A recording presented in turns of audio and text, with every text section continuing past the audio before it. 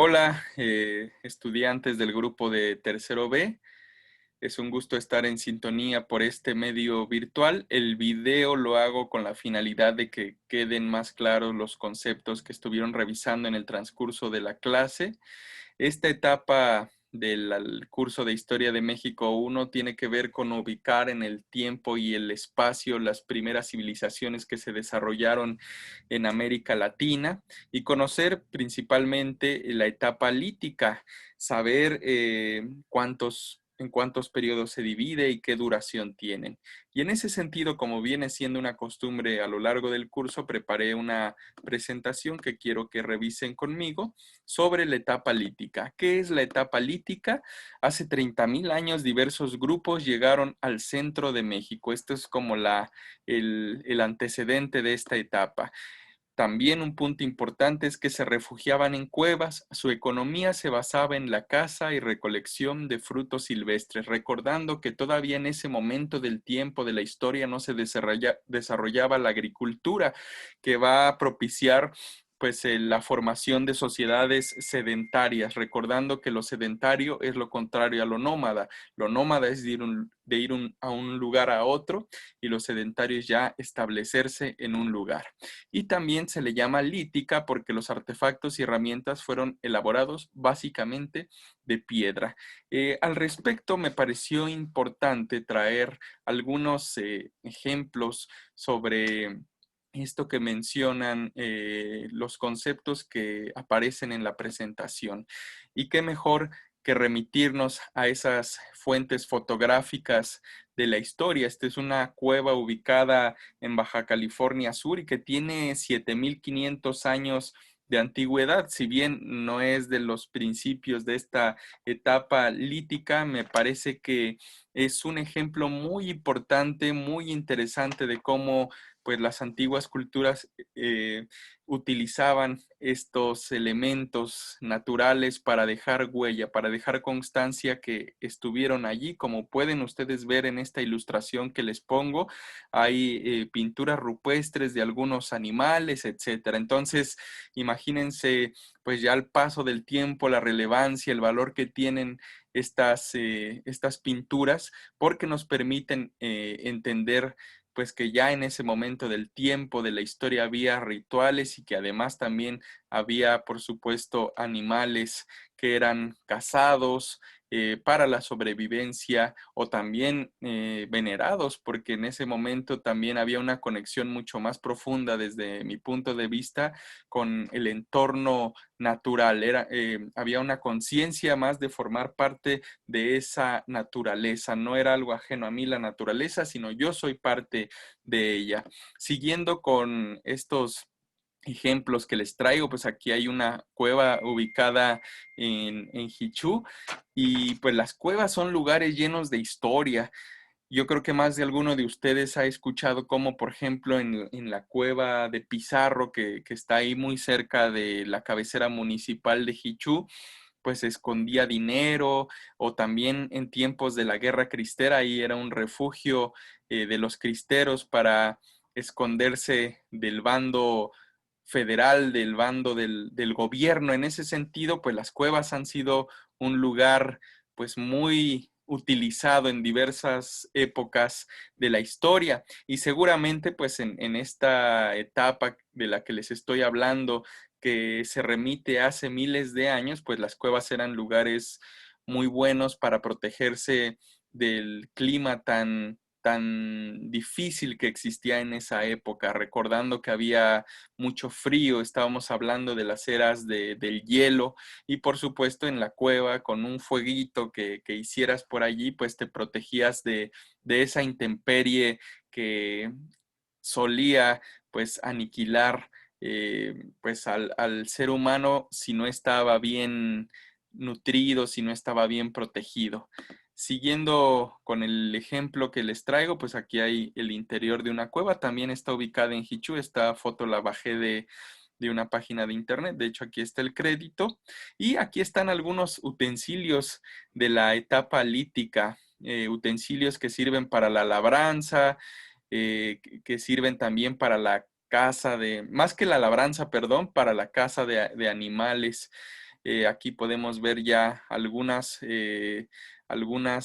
puntas filudas que por supuesto son de utilidad en ese momento del tiempo para, pues sí, para matar a animales y con ello pues obtener carne, obtener esos nutrientes, esas proteínas y también pues para la recolección de frutos, en fin. Hay un dato también muy interesante que me gustaría compartirles. Es en este momento del tiempo, de la historia, gracias a todas estas herramientas que se van inventando, que se empieza a modificar la fisonomía incluso del ser humano. ¿Por qué? Nuestra mandíbula, nuestros dientes cambiaron porque en ese tiempo, hace miles de años, comíamos carne, carne cruda, o sea, era muy dura la carne, no había tanto desarrollo como en utensilios que pudieran hacerla más suave, por así decirlo. Sin embargo, empiezan a haber estos inventos como puntas filosas y eso permite deshebrar a la carne y entonces la carne se vuelve más fácil de moler y en ese sentido nuestra mandíbula, nuestros dientes cambian. Nosotros antes teníamos, hasta donde recuerdo, otros dientes más atrás todavía de las muelas que tenemos, pero eso fue desapareciendo por esta evolución que se da en la alimentación. Además, mencionar también que la carne ayudó para el desarrollo cerebral por la proteína que tenía. Y siguiendo con la etapa lítica, se divide en los siguientes periodos. En el arqueolítico, que va al 34.000 al 9.500 antes de Cristo, se caracteriza por la elaboración de artefactos de gran tamaño tallados mediante percusión directa y algunos por medio de talla bifacial. Bifacial se refiere a dos caras. Fascia entiendo que quiere decir cara, entonces aquí estamos hablando que era un artefacto, es decir, una piedra que está tallado por ambos lados, es decir, tallado de manera bifacial. Otro elemento también es que la tecnología rudimentaria predomina la recolección sobre la caza. Algunos sitios de este periodo son el Cedral en San Luis Potosí, la Cueva del Oltún en Yucatán, Cerro de Tlapacoya en el Estado de México. Aquí tenemos un ejemplo de esta piedra bifacial tallada que sirve en ese momento de la historia para fines como la caza, etcétera, aunque si se fijan bien, pues todavía son piedras toscas, todavía no están tan filudas. Aquí hay otro también dato que se me hizo muy interesante, que es el de los mamuts. Los mamuts son pues animales de esa etapa que en muchos casos sirvieron para alimentar al ser humano y también pues para cubrirlo del frío, ya que se aprovechaba esa piel que tenía para hacerse abrigos. Este mamut lo encontraron, si no mal recuerdo, en el Estado de México. De hecho, donde están construyendo el nuevo aeropuerto de Santa Lucía, encontraron un terreno de lleno de mamuts cuando estaban excavando. Este ejemplo también se me hace muy interesante, es la cueva de Loltún, que está a 80 metros abajo de la tierra y es el primer hogar de los mayas sedentarios, se dice. Aquí tenemos al Cerro del Tlapacoya, es el cerro que le llaman del elefante. Allí se han encontrado restos humanos que datan de hace 25.000 años. Imagínense la relevancia que tienen. Pasando al otro periodo de la historia, en el Cenolítico, que va del 9.500 al 5.000 antes de Cristo, se produjeron cambios climáticos como consecuencia de la retirada de los glaciares. Se elaboraron puntas de proyectil foliáceas y acanaladas y navajas, y se empezaron a elaborar los primeros instrumentos de molienda.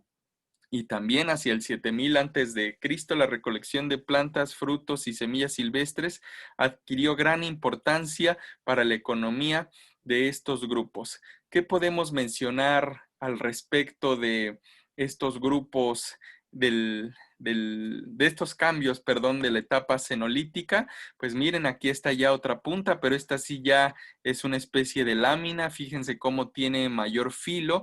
En ese sentido, tenía una mayor contundencia a la hora que los grupos humanos iban a cazar animales, o también, por supuesto, para deshebrar cosas, también eran mucho más efectivas.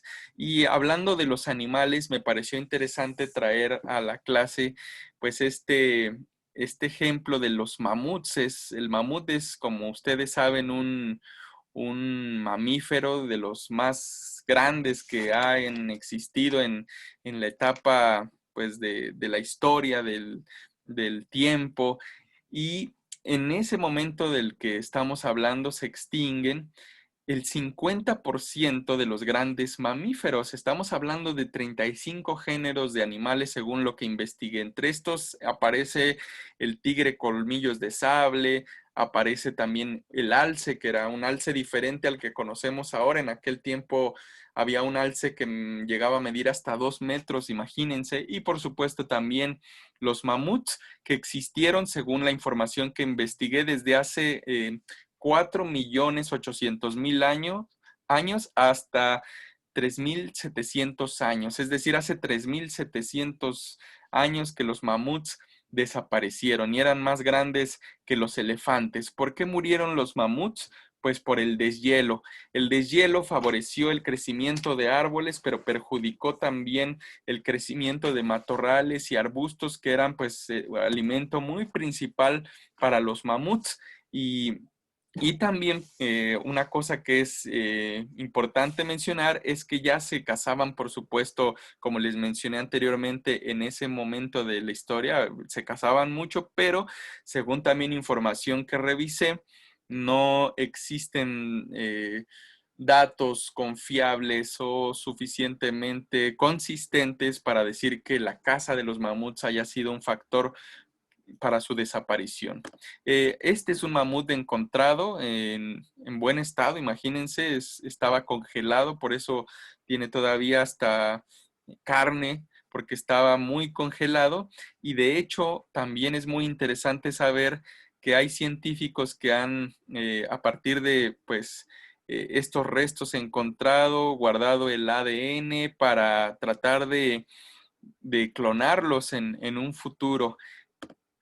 ¿Y por qué les menciono esto de los mamuts? Porque me parece que esto que estamos viendo es un ejemplo muy interesante para mirarnos como seres humanos en el espejo de la historia.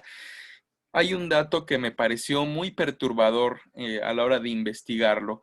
El aumento de la temperatura en los últimos 5.000 años ha sido de aproximadamente 6 grados.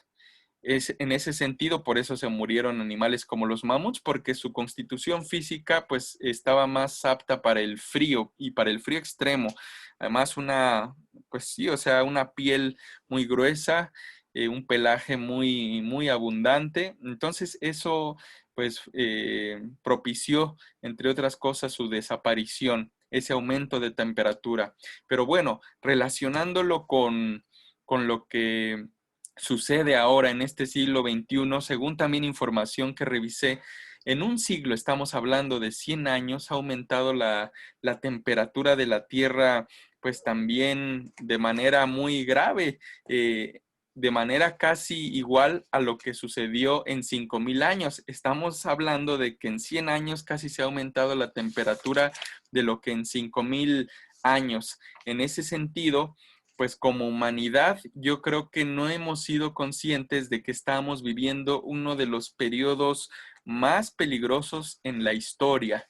En ese sentido también me pareció importante eh, vincular este tema que estamos tratando con lo que sucede en la actualidad, porque la historia para eso es, para mirarnos en un espejo, y porque la historia no es algo congelado que haya quedado en el pasado. No, la historia tiene que ver también con nuestro presente, y precisamente, como les decía, echarle una mirada a ese pasado nos hace conscientes pues de que la Tierra es un ser vivo, es algo absolutamente vivo, natural, pues que va teniendo ciclos, algunos naturales, pero también otros forzados que la trastornan. En ese sentido, pues yo creo que esta imagen es un claro ejemplo de ese trastorno ambiental que hay. ¿Por qué? Pues yo creo que más de alguno de ustedes ha oído hablar del calentamiento global, de este aumento de la temperatura de la Tierra por los gases que se emiten a la atmósfera, se agujera, por así decirlo, a la capa de ozono, entran con mucho mayor fuerza los rayos ultravioleta, se derriten los polos, además también con esto crece el nivel de los mares, además que hay mucha contaminación. Esto por supuesto que no es normal, esto es trastocar eh, a la naturaleza, sus ritmos naturales, sus ritmos propios. Y yo creo que esta imagen que les traigo aquí de una fábrica, pues nos menciona, nos muestra, perdón, muy claramente ese deterioro. Aquí hay otra muestra también, es el mismo lugar, pero con décadas de diferencia. En la parte de arriba tenemos lo que era antiguamente este punto de la Tierra. Como ustedes pueden ver, estaba lleno de glaciares. Y abajo, pues ya los vemos derretidos. Ustedes podrían pensar, no, pues es que es natural porque avanza el año y hace más calor, etcétera. Pero un dato muy relevante es que ese lugar siempre permanecía con esos glaciares intactos. Y debido a este aumento de la temperatura de la Tierra, pues se han ido derritiendo esos glaciares. Y aquí hay otra muestra de ello, con unas focas que están a la deriva sobre un pedazo de hielo. Yo creo que esta imagen es muy fuerte porque nos ilustra cómo también a partir de todo este sistema mundo vigente, pues las especies animales pues han visto afectada su sobrevivencia. Aquí hay otro claro ejemplo también con una casa que está ubicada en Estados Unidos, si no me equivoco, que está inundada a consecuencia de un fuerte huracán que azotó el lugar en donde está ubicada. Y al respecto me parece, como también viene siendo una costumbre en la clase, compartirles unos versos para que también tengan esta otra mirada sobre lo que está sucediendo en cuestiones de la naturaleza, haciendo un paréntesis a esta narrativa de la etapa lítica que vengo compartiendo. La catástrofe ambiental, ¿qué podemos decir? De este tema tan actual, sé que hay muchas opiniones, tiene profundas razones la catástrofe ambiental. La ambición del capital envenena nuestra mente. Un cambio a fondo es urgente y es que hoy en el mundo entero importa más el dinero que cuidar el medio ambiente.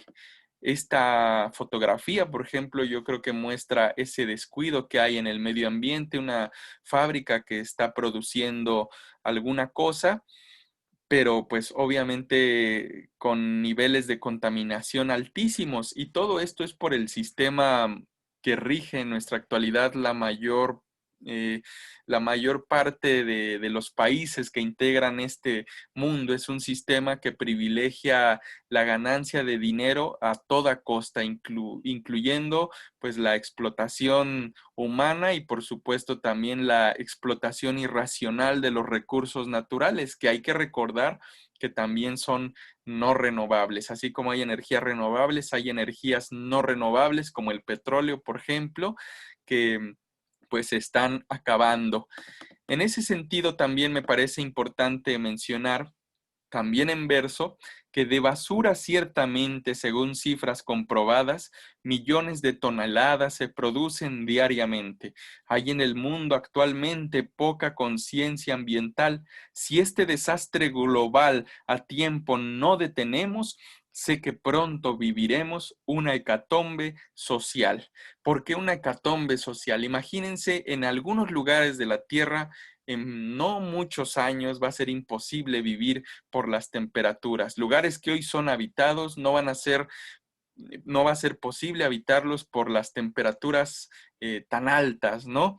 Y en ese sentido, pues yo creo que va a haber una hecatombe social si no modificamos esa manera de vivir en el mundo, de estar en el mundo, si no regresamos a ese origen más esencial que les comentaba, como las antiguas culturas que tenían una conexión mucho más profunda con la madre naturaleza, con la Pachamama, como le llaman los pueblos sudamericanos.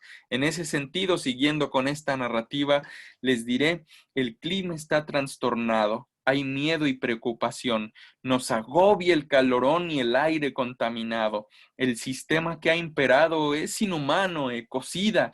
Nuestra especie se suicida. Hoy las reglas del mercado tristemente han desplazado a las leyes de la vida. Plásticos y pavimento, residuos, automotores se vuelven generadores del brutal calentamiento. Gases que han ido en aumento causan contaminación. Toda industrialización provoca cambios climáticos. No hay que quedarnos estáticos. Es grave la situación. Me pregunto de verdad en estas horas sombrías, ¿consumimos mercancías por moda o necesidad? No creo en la modernidad que destruye bosques, mares, selvas, ríos, lagos, manglares y como un cáncer mortal enferma el cuerpo social y multiplica pesares. En ese sentido, repito, para ello estudiamos la historia, para ver cómo hemos ido evolucionando como especie humana, cómo ha ido modificándose el mundo, para también ser conscientes, pues, de que la naturaleza es algo que nos trasciende como simple especie humana. Somos parte de ella, pero también nos rebasa. Formamos parte de un todo en el que si alteramos una parte de ese todo, se trastorna el conjunto. En ese sentido, vuelvo a reiterar, hay que ser conscientes de este tiempo tan difícil que vivimos. Y bueno, retomando después de este paréntesis sobre el medio ambiente con el hilo de la plática sobre la etapa lítica, en este periodo se empieza a ver que ya existen algunos cultivos y esto es porque han encontrado algunos vestigios de utensilios para moler en el Valle de Tehuacán, por ejemplo, en Puebla. Y eso nos habla también de que el aprovechamiento de estos frutos al molerlos, pues va a llenar de más nutrientes pues el organismo humano. Va a ser un factor muy importante también para la sobrevivencia. Aquí tenemos una pintura muy interesante también de algunas personas recolectando frutos. Y finalmente tenemos el periodo protoneolítico. El periodo protoneolítico, ¿de qué se trata? Los instrumentos de molienda tienen un mejor acabado. Se descubre también la agricultura, lo cual va a ser un parteaguas en la historia de la humanidad. Y comienzan las primeras sociedades sedentarias también, recordando que son sociedades que ya están establecidas en un punto, no se mueven de allí. Y hacia el 3400 antes de Cristo se construyen las primeras aldeas de chozas y hacia el 2500 se desarrollan plenamente las primeras sociedades sedentarias. Y bueno, abundando en todo esto que les estoy comentando, el hecho de que se desarrollara la agricultura no fue de un día para otro, fueron experimentos a lo largo de muchísimo tiempo, también en cuestión de la recolección de los frutos. ¿Por qué? Pues porque imagínense, hay hongos que son venenosos, entonces tuvo que haber alguien que se comiera ese hongo para saber que era venenoso y ese conocimiento se pasó a la colectividad que ya tuvo cuidado de no consumir esos hongos, saber cuál era benéfico, cuál era maléfico, en fin. Es decir, lo que nosotros ahora gozamos es producto de todo este conocimiento que se ha ido acumulando en el tiempo. También en esta etapa que les estoy hablando, se habla de que empezaron a aprovecharse, pues los primeros, a cultivarse, perdón, los primeros vegetales como el chile, la calabaza, el frijol, el maíz silvestre, también empiezan pues a aprovechar el aguacate. Y haciendo un paréntesis en esta narrativa que les estoy compartiendo, nosotros en México tenemos una de las cocinas más maravillosas del mundo. Cuando llegan los españoles en la conquista, pues estamos hablando de hace 5 siglos, empiezan a llevar pues algunos frutos a Europa En ese sentido, gracias a México, pues el cacao llegó a Europa. El cacao, recordando que es pues la esencia del chocolate. En ese sentido, no se podría entender la repostería suiza sin el chocolate. O el jitomate también es algo que se llevan de México. En ese sentido, no se podría entender pues, la cocina italiana, las pizzas, la lasaña, sin el jitomate que se llevan de México. El aguacate, por supuesto, también pues es un producto que se ha ido exportando muchísimo a lo largo de los últimos años. No se podría entender el guacamole sin el aguacate mexicano, por supuesto. Y bueno, siguiendo con esta narrativa, perdón, empieza la agricultura, es decir, empieza a haber una relación con la tierra diferente. Para los pueblos ancestrales, la tierra no era un simple pedazo de metros cuadrados que se podía medir y vender al mejor postor. No, la tierra no es una propiedad privada, sino una propiedad comunal, de comunidad. Y comunidad es una relación entre hermanos, en los que hay hermanos y hermanas, en los que hay una cooperación para que la colectividad sobreviva, para que la colectividad se desarrolle. Otro elemento también muy importante, muy relevante, es que la tierra para los ancestros no es una mercancía, la tierra es un recurso productivo indispensable porque ella nos da de comer y además también la tierra pues es un lugar sagrado, en ella se encuentran los espíritus, las ánimas que han habitado este plano terrestre, este plano físico. Y en fin, con esto quiero terminar la clase de hoy. Recordando que este video es complementario a la actividad que les dejé hace unos momentos, para quien quiere echarle un vistazo y tener más claros los conceptos. Y bueno, sin más, deseo que tengan un buen día y nos vemos hasta la próxima.